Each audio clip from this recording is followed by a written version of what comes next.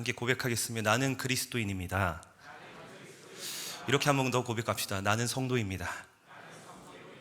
오늘 말씀은 갈라디아서 2장 20절의 말씀으로 믿어야 사라진다, 믿어야 사라진다라는 제목으로 말씀을 선포하겠습니다. 크리스마스가 내일입니다. 이제 내일이면 예수님이 태어나신 이제 성탄절을 맞이하게 됩니다. 물론 세상은 크리스마스 하면 예수님을 당연히 떠올려야 되는데 산타를 떠올리죠. 요즘 카페나 마트 건물벽에 보면 벽 타는 산타 인형 혹시 보셨습니까? 아주 커다란 인형이 있고 빵집 가면 줄 타는 산타 인형이 있습니다.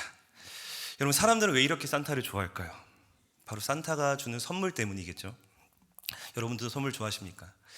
산타 할아버지 하면 항상 선물 보따리 가득 안고 이제 하얀 수염을 기른 채 인자한 미소로 찾아오는 아이들에게 선물을 나눠주는 그 이미지를 여러 매체나 광고를 통해 현대인들에게 많이 각인되어 있는 것 같습니다.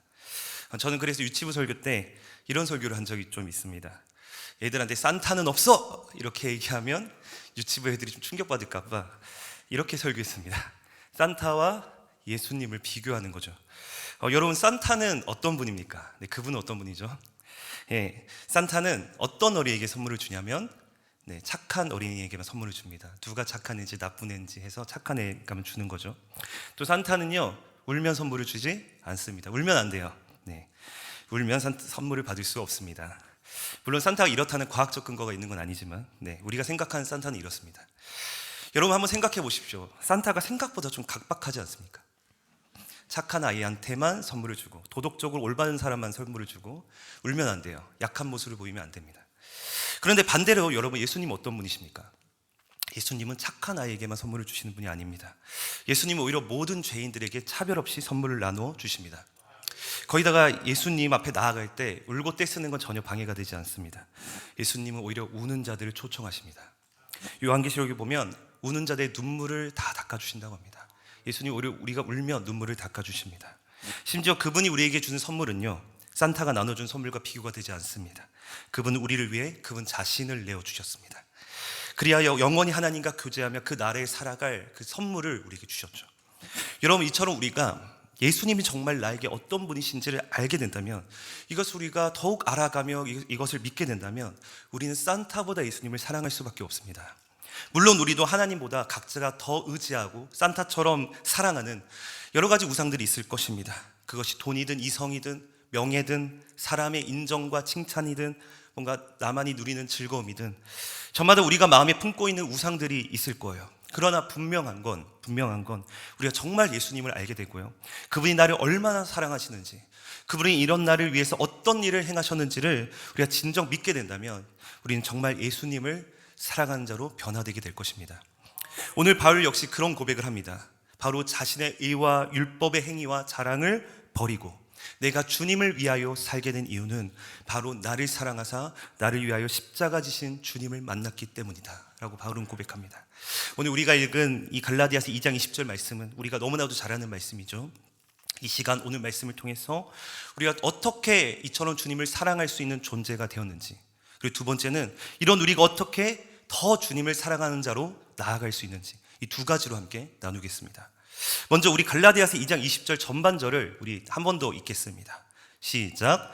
내가 그리스도와 함께 십자가에 못 박혔나니 그런즉 이제는 내가 사는 것이 아니요 오직 내 안에 그리스도께서 사시는 것이라. 아멘. 바울은 내가 그리스도와 함께 십자가에 못 박혔다라고 합니다. 그러자 어떤 결과가 일어나요? 이제는 내가 산 것이 아니요 오직 내 안에 그리스도께서 사시게 되었다라고 합니다. 여기서 바울이 내가 그리스도와 함께라고요, 그리스도와 함께 십자가에 못 박혔다라고 하는데, 여기서 내가 그리스도와 함께 십자가에서 못 박혔다, 죽였다, 이 말이 무슨 의미냐면 바로 내가 그리스도의 죽으심에 참여했다라는 겁니다. 나는 그분의 죽으심에 참여한 자다라는 것이죠. 이에 대해 로마서 6장 3절에 이렇게 말씀합니다. 제가 읽겠습니다. 무릇 그리스도 예수와 합하여 세례를 받은 우리는, 여기서 세례는 영적 세례입니다. 세례를 받은 우리는 그의 죽으심과 합하여 세례를 받은 줄을 알지 못하느냐. 바로 말씀을 보면 우리가 그의 죽으심과 뭐 했다고요? 합했다고 합니다. 바로 연합했다라고 말씀합니다. 이 말은 우리가 예수님을 믿을 때 어떤 일이 일어난다는 겁니까? 바로 예수님을 믿을 때 우리가 그리스도를 나의 믿음의 대상으로 바라볼 뿐 아니라 내가 그분의 십자가를 바라보는 자의 위치에 있을 뿐 아니라 그분의 죽으심과 부활에 참여한 자가 되어 연합한 자가 되어 영적으로 연합한 자가 되어 이제 내가 그리스도와 함께 죽고 그리스도와 함께 다시 살아난 새로운 피조물이 된다라는 것이죠. 이것이 그리스도와의 연합입니다. 우리가 믿을 때 그리스도와 이렇게 합한다라는 거예요. 그리고 이 말씀을 바울은 로마서에서 내가 그리스도와 연합하여 나의 옛사람이 죽고 이제는 그리스도와 함께 다시 살아난 새 사람이 되었다라고 말씀합니다. 6장 6절 로마서 6장 6절을 우리 다 함께 읽도록 하겠습니다. 시작. 우리가 알거니와 우리의 옛사람이 예수와 함께 십자가에 못 박힌 것은 죄의 몸이 죽어 다시는 우리가 죄에게 종노릇하지 아니하려 함이니. 아멘. 여러분 말씀 보니까 뭐라고 합니까? 뭐가 죽었대요. 뭐가 죽었죠? 우리가 아까도 찬양했죠? 뭡니까? 옛사람입니다. 네. 여러분 그럼 옛사람이 죽었대요. 우리 옛사람이. 그럼 여기서 옛사람이 뭘까요? 나의 옛사람. 나의 옛날에 그 리즈 시절을 말하는 겁니까?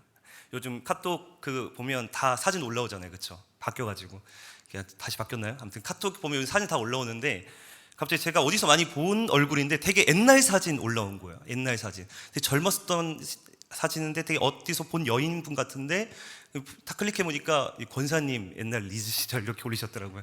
연말이 되니까 좀 그리우셨는지 올리신 것 같은데 여러분 아쉽게도 여기서 옛사람은 그런 옛사람이 아닙니다. 그럼 여기에서의 옛사람은 무엇입니까? 바로 그리스도를 믿기 전 나의 영적인 상태를 말합니다. 예수 그리스도를 믿기 전 나의 영적 상태. 바로 옛사람은 어떤 영적 상태에 있었는가?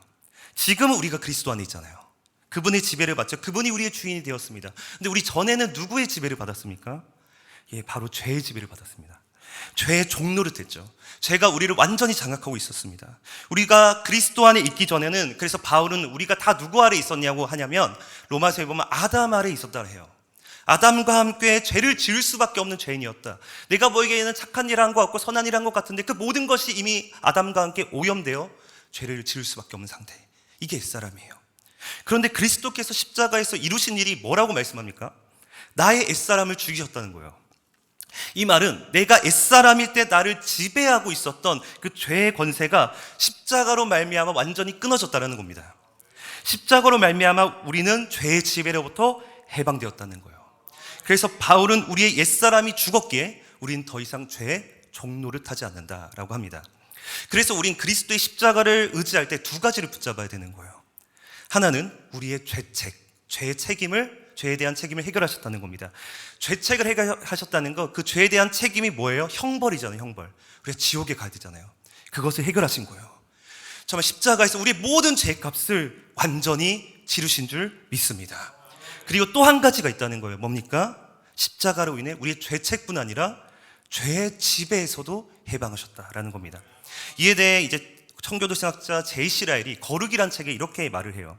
제가 읽겠습니다. 예수님은 완전한 구주이십니다. 그분은 단순히 신자의 죄책만을 제하시는 것이 아닙니다. 죄의 권세를 파하는 일도 하셨습니다. 여러분, 우리는 보통 전자에 대해서는 되게 확신을 합니다. 그분이 우리의 죄책을 해결하셨다는 거. 우리는 예수님 믿으면 형벌받지 않는다, 지옥 가지 않는다, 천국에 들어간다는 거 우리는 분명히 믿습니다. 확신하죠. 그런데 후자에 대해서는 사실 대부분 확신하지 못할 수도 있습니다. 죄의 지배로부터 우리가 완전히 끊어졌다는 거, 이제 우리가 죄의 종노릇하지 않는다는 거, 물론 머리로는 알겠는데 가슴으로는 잘 와닿지 않을 수 있어요. 뭔가 불분명해 보일 수 있습니다. 왜요? 왜 그렇죠? 바로 예수님을 믿어도 우린 여전히 죄를 짓기 때문입니다. 아직도 이 죄의 습관에 사로잡혀 살아가는 분들이 다 있을 거예요. 저도 그렇죠. 이 죄를 쉽게 끊어내지를 못하는 겁니다. 여러분, 저도 마찬가지입니다. 저도 앞에서 이렇게 설교하지만 죄를 지어요. 죄를 지으면 낙심이 됩니다. 나는 왜 또 이렇게 또 죄를 지을까? 또 왜 이럴까? 왜 참지 못할까? 낙심하는 거죠. 그렇습니다. 우린 예수님을 믿어도 죄를 지어요. 완전히 죄를 짓지 않는다? 그건 불가능합니다. 그렇게 말하지 않아요, 성경은. 그럼 이건 뭘까요?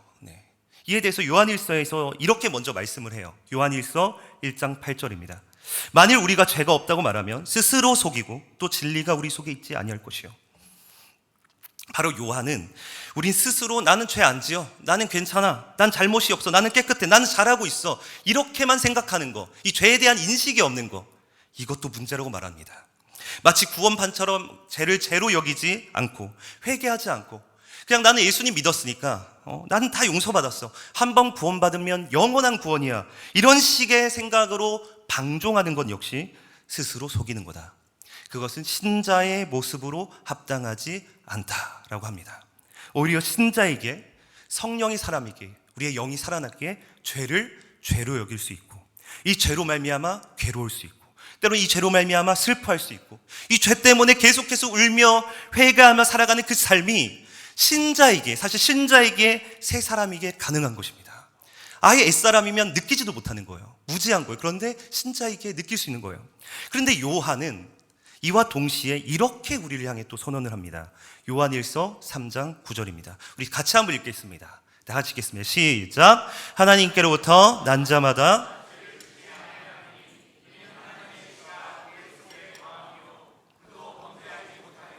하나님께로부터 났음이라. 아멘.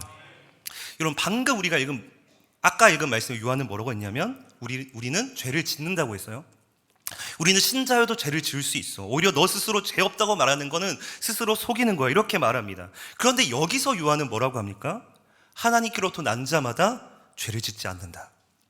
하나님께로부터 난 자는 범죄하지 못한대요. 이게 무슨 의미입니까? 우리는 분명 하나님 앞에서 죄를 짓기도 하지만 죄인이기도 하지만 중요한 건 우리의 진짜 정체성은 뭐라는 거예요? 하나님께로부터 난 자라는 것입니다. 하나님께 속한 자라는 거. 이 말이 우리는 거룩한 자라는 거예요. 우리의 소속이 바뀌었기 때문에 우리는 더 이상 죄로부터 난 자, 아담 아래에 속한 자가 아니라 죄를 지을 수밖에 없는 존재가 아니라 이제는 우리는 어디에 소속됐다고요? 하나님께 소속되어서 그리스도 안에 들어와서 그분의 다스림을 받아 그분 안에 속했기 때문에 이 모든 죄의 지배를 십자가에서 멸하신 그리스도 안에 들어왔기 때문에 우리가 때로는 죄를 짓기도 하지만 이제는 죄를 짓지 않는 선택을 할 수 있는 하나님 안에서의 새 사람이 되었다는 사실입니다. 그래서 요한은 요한일서 5장 4절에 이렇게 우리에게 또한 선언을 하는 거예요. 우리 이것도 한번 같이 읽어볼까요? 선포하면서 읽겠습니다. 시작. 무릇 하나님께로부터 난 자마다 세상을 이기느니라. 세상을 이기는 승리는 이것이니 우리의 믿음이니라. 아멘. 여러분, 우리가 어떤 자라고 요한이 선언하냐면 우리는 세상을 이긴 자다라고 하는 거예요. 하나님께로부터 난 자마다 세상을 이기느니라 라고 합니다. 여기서 이기느니라 란 단어는 현재형이에요. 현재형. 이미 이겼고 지금도 계속 이기고 있는 자라는 거예요. 우리가. 여러분 생각해 보십시오. 우리가 이겼나요? 오늘도 죄 안 지었습니까? 지었잖아요. 우리는 항상 이 죄를 이기며 살아가지 않잖아요. 그런데 하나님은 우리가 세상을 이긴 자래요. 세상을 이긴 자로 보신다고 합니다. 우리를. 왜 그렇습니까? 바로 우리의 주 그리스도가 이 세상을 이기신 분이기 때문이에요. 그리스도 우리를 장악하던 이 죄의 지배, 이 세상과 사단과 이 죄악을 이기신 분이기 때문에 우리가 바로 그분 안에 속했기 때문에 그분과 합했기 때문에 우리의 주님이 그분이시기 때문에 우리는 주님 앞에서 이긴 자요 거룩한 자라는 사실을 믿으시길 소망합니다. 이게 우리의 진짜 하나님 앞에서 정체성이란 거예요. 더 나아가 지금도 그분이 성령으로 우리 안에 이미 내주하셔서 이미 십자가에서 죽이신 이 옛사람을 더 이상 입지 말라고, 그건 이미 십자가에서 다 멸하였다고, 너희는 이제 새 사람이라고, 거룩한 자라고, 그러기에 남아있는 이 옛사람을 다 벗어버리고 너희의 진짜 정체성인 새 사람, 그 새 사람을 입으라고 합니다. 바로 우리의 정체성을 이렇게 설명하면서 너희가 바로 새 사람이다, 이 옛사람은 이미 그리스도께서 멸하셨다, 이것을 더 주목하라고 지금 말하고 있다라는 것입니다. 그러므로 그리스도와 함께 우리의 옛사람이 죽고 새 사람이 된 우리는 이제 무엇에 이제 더 참여하고 기뻐하게 되는가? 이제 그리스도의 성품에 참여하게 된다. 신의 성품에 참여하게 된다라는 거예요. 이게 내가 죽고 내가 살았다라는 말입니다. 즉 이미 거룩한 자가 되었기에 이제는 내가 그리스도와 함께 새 사람이 되었기에 그리스도를 닮아가는 일에 참여하는 자로서, 그 신의 성품에 참여하는 자로서 지금도 나아간다, 자라간다라는 것입니다. 이것이 우리의 상태라는 거예요. 영적인 상태.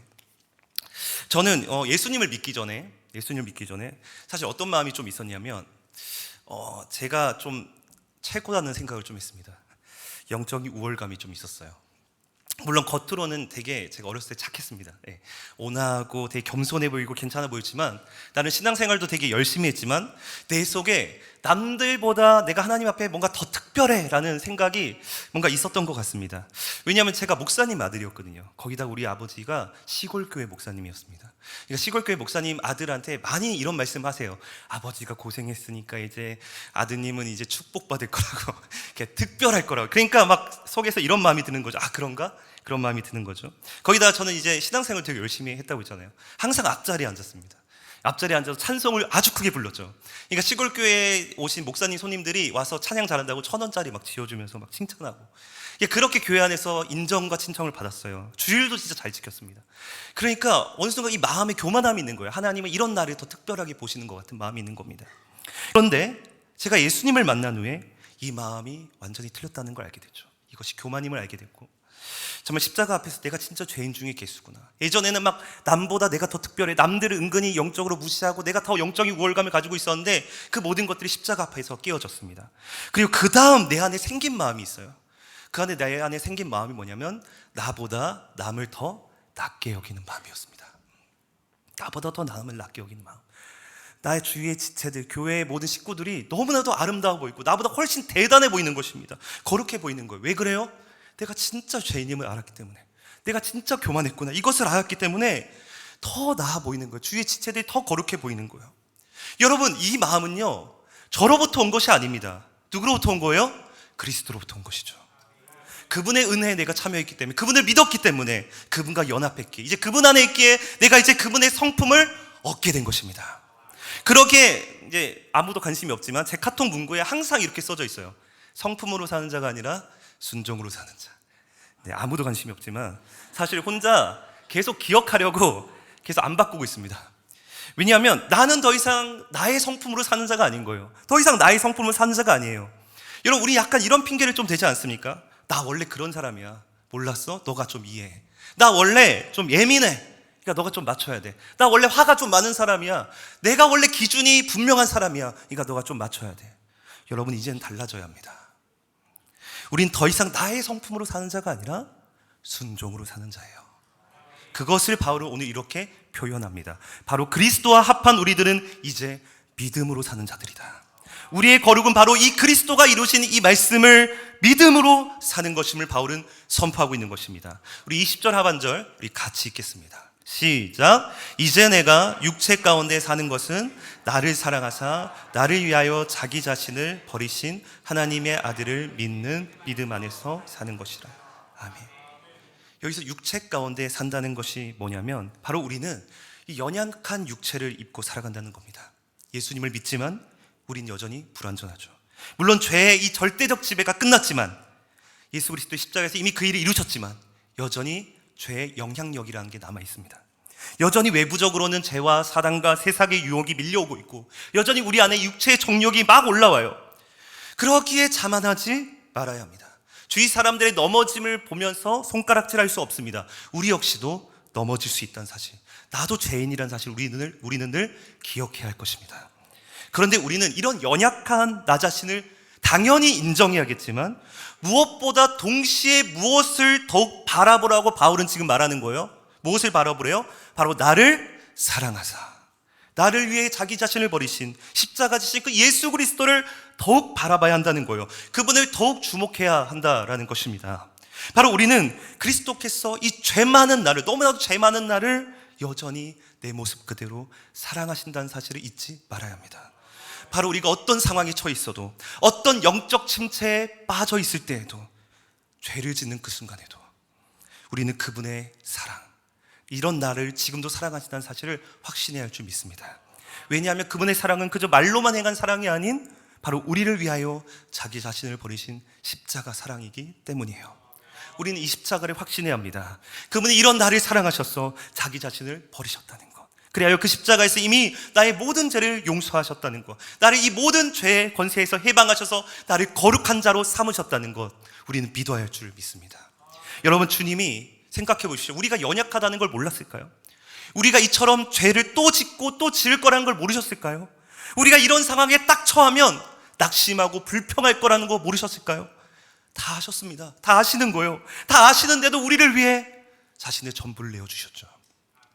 그러기에 우리는 신앙생활하면서 나의 죄와 연약함을 인정하고 늘 바라봐야 하면서도, 견제해야 하면서도 무엇을 더 열심히, 더 적극적으로, 능동적으로 바라봐야 하냐면 바로 예수 그리스도예요. 그분의 십자가 은혜를 더더욱 주목해야 합니다. 그래서 스코틀랜드의 그 청교도 설교자인 로버트 맥체인 목사님, 맥체인 성경 읽기표로 되게 유명하신 분인데, 그분이 이렇게 말했어요. 자신을 한번 주목할 때 그리스도를 향해 10배를 주목하십시오. 여러분 한번 들어오십시오. 로버트 머리 맥체인 목사님이 친구에게 보낸 권면입니다. 나의 권면으로 같이 들었으면 좋겠습니다. 주 예수를 힘써 배우게나 자신을 한번 주목할 때 그리스도에게서는 10배를 주목하게나 그리스도는 참으로 사랑스러우신 분이라네. 그토록 무한한 위험 가운데 계시면서도 죄인들을 향해 한없는 자비와 은혜를 베푸시네. 죄인의 괴수에게조차 말일세. 하나님의 미소를 한껏 누리게, 그분의 빛나는 광채에 온몸을 누기게, 사랑으로 자네의 모든 것을 주목하여 보시는 온유한 시선을 느끼면서 전능하신 그분의 품에서 쉼을 얻게, 마음을 황홀하게 하는 감각, 그리스도와 그분 안에 있는 모든 것으로 인한 감미롭고도 탁월한 감각으로 자네 영혼을 불이 가득 채워 보시게나. 여러분, 저는 이 글을 처음 접하고 처음 드는 생각이 이거였습니다. 나는 너무 그리스도를 주목하지 못하고 있구나. 이렇게 내가 복음을 막 연구하고 가르쳐도 나는 여전히 그리스도가 나를 이처럼 사랑하신다는 걸 여전히 모르고 있구나. 여전히 이것을 막 잊고 살아가고 있고, 여전히 나는 이것에 대해서 무지하구나.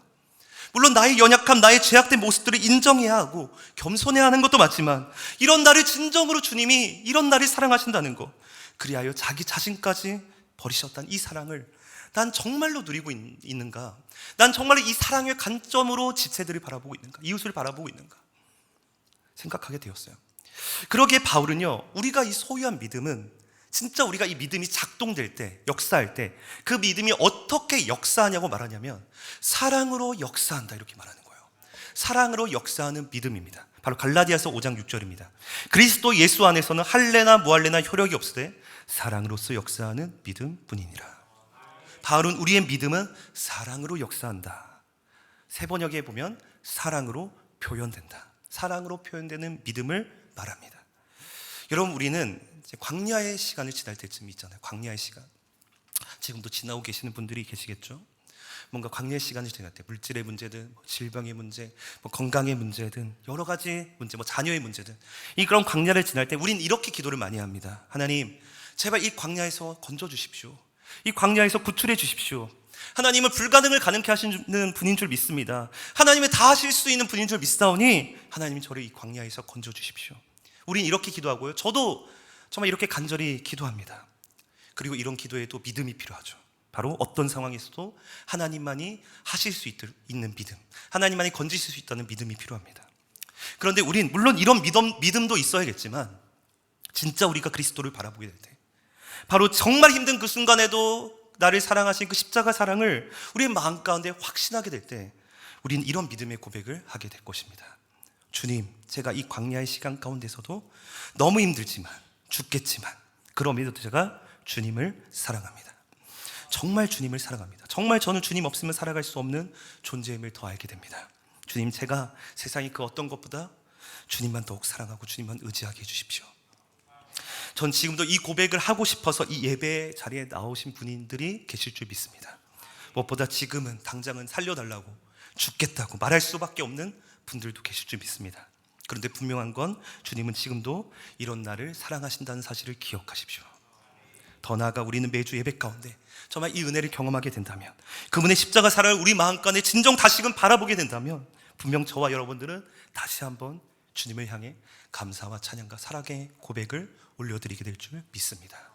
마치 단식의 시에서 감사와 찬양과 사랑의 시로 전환되었던 시편 기자의 기도와 같이요. 더 나아가 사랑으로 표현되는 이 믿음은 하나님을 사랑할 뿐만 아니라 이웃을 사랑하게 만듭니다. 여러분, 이웃 사랑은 사실 짠해서 되는 게 아닙니다. 그렇죠? 마음이 생겨야 돼요. 마음이 생겨야 합니다. 누가 하시죠? 성령 하나님이 하시는 거예요. 오히려 이웃 사랑은 성령 하나님이 내 마음을 감화시킬 때 행할 수 있습니다. 교회에서의 봉사와 섬김, 지역사회를 섬기고 내 주위의 이웃을 섬기는 이 모든 일은요, 사실 내가 선택했고 막 결단했고 행하는 것처럼 겉으로는 보이지만, 사실 그 거룩의 일을 이루시는 주체는 성령 하나님이십니다. 성령님이 예배할 때, 말씀을 들을 때, 그분의 십자가를 바라볼 때, 찬양할 때, 그때 우리 마음에 감화하시는 거예요. 생각나게 하시는 거예요. 생각나게 하는 이웃이 있고요, 생각나게 되는 섬김의 자리가 있습니다. 제 아내도 최근에 자꾸 생각나는 이웃이 있대요. 같은 아파트에서 알게 된 지사님이십니다. 우리 교회 지사님은 아니세요. 특히 그분이 요리를 할 때 자꾸 생각이 난다는 거예요. 사실 우리도 그분에게 되게 많은 사랑을 받았거든요. 한 번은 아내가 이제 발음이 잘 안 돼요. 닭곰탕을 끓이는 겁니다. 닭곰탕 끓이는데 그분에게 갖다 주겠다고 막 끓이는 거예요. 그냥 저도 평소에 안 하다가 갑자기 하니까, 그래서 요리 막 궁금해서 이제 봤는데, 이제 보니까 이제 갖다 주다 갔는데 이제 남은 게 별로 없는 거예요. 냄비에 보니까. 결국 얼마 안 남은 걸로 저와 아내 이제 6살 아들 우주랑 같이 이렇게 나눠 먹었습니다. 그때 제가 좀 한마디를 좀 했어요. 그래도 우리가 먹을 것은 좀 남겨놓지. 나누는 것도 좋지만 지혜롭게 했으면 좋겠어. 반응은 별로 좋지 않았습니다. 근데 제가 이후에 그 지사님을 만났거든요. 그 지사님을 만나서 대화를 나눴는데 되게 부끄럽습니다. 아내가 그때 갖다 드린 당시 지사님이 되게 몸 상태가 안 좋았다는 거예요. 되게 지사님에게 안 좋은 일이 있었습니다. 그래서 그날따라 아무것도 하기 싫었다는 거예요. 되게 부지런하신 분인데, 그러니까 정신적으로 너무 힘드니까 그냥 계속 누워만 계셨던 거예요. 이제 저녁은 다가오지, 거기도 애들 둘 있는데 저녁은 먹어야 되는데 힘은 없지, 누워 있는데 그때 띵동 하면서 사모님이 닭곰탕 이렇게 가져왔다라는 겁니다. 그거 보고 눈물이 났대요. 그걸로 이제 하루 종일 아무것도 안 먹었는데 그거 먹고 힘이 났다고, 감사하다고 하는 겁니다. 제가 그 말 듣고 여러 가지 생각이 좀 들었습니다. 제가 부끄럽기도 하고 되게 감사하기도 하고, 하나님이 이렇게도 일하시는구나. 집에 가서 아내에게 다시 잘했다고 격려를 나름 했습니다. 여러분, 성령님은 지금도 우리 가운데 감화하십니다. 우리 가운데 지금도 그분의 뜻을 이루어 가십니다. 사랑하도록, 섬기도록 우리를 감화하십니다. 십자가 사랑으로, 복음으로 감화하십니다. 그때 우리가 믿고 순종하는 거예요. 믿고 사랑하는 겁니다. 여러분, 사랑도 믿음으로 되는 거예요. 성령님이 감화하실 때 계속 나는 못할 것 같은데 아닌데, 그러면 순종하지 않으면, 우리가 이걸 믿지 않으면 할 수 없는 거예요. 성령이 우리에게 마음을 주실 때 행하는 거예요. 순종하는 거예요. 이 사랑은 믿음으로 되는 것입니다. 그래야 더 이상 우리가 자기를 위해 사는 자가 아니라 이제는 정말 하나님을 사랑하며 이웃과 교회를 사랑할 수 있는 새 사람으로 살아가도록 성령님은 지금도 우리를 인도하신 줄 믿습니다. 그렇다면 우리는 어떻게 해야 돼요? 가만히 구경만 하고 있어야 됩니까? 그래서 가만히 손가락만 빨고 있어야겠습니까? 아닙니다. 이제 우리가, 그분이, 성령님이 우리를 더욱 다스리도록 해야 되는 거예요. 십자가, 복음으로, 예배로, 말씀으로, 기도의 자리로, 성도의 교제로 더 적극적으로 우리가 참여함으로써 그분이 더 적극적으로 우리를 다스리도록, 우리가 그 안에 더 충만하게 다스리도록 그분 안에 거해야 할 줄 믿습니다. 그래야 성령님이 감화하시고 인도하는 대로 내가 순종해야 하는 그 자리, 섬김의 자리, 사랑의 자리, 인내의 자리, 헌신의 자리로 우리가 믿음으로 더욱 나아가야 할 줄 믿습니다. 그러므로 저와 여러분들 모두가 그리스도 안에서 이미 우리가 새 사람 된 자로서 나를 사랑하시고 지금도 그 십자가 사랑으로 우리를 감화 교통하시는 성령님의 인도하심을 따라 이 연말에도 또 앞으로의 새해에도 주님 만나는 그날까지 이 믿음으로 반응하며 다시 순종의 삶으로 나아가는 저 여러분 되길 주님의 이름으로 축복합니다. 우리 같이 찬양하겠습니다. 예수는 나의 힘이여. 찬양하겠습니다.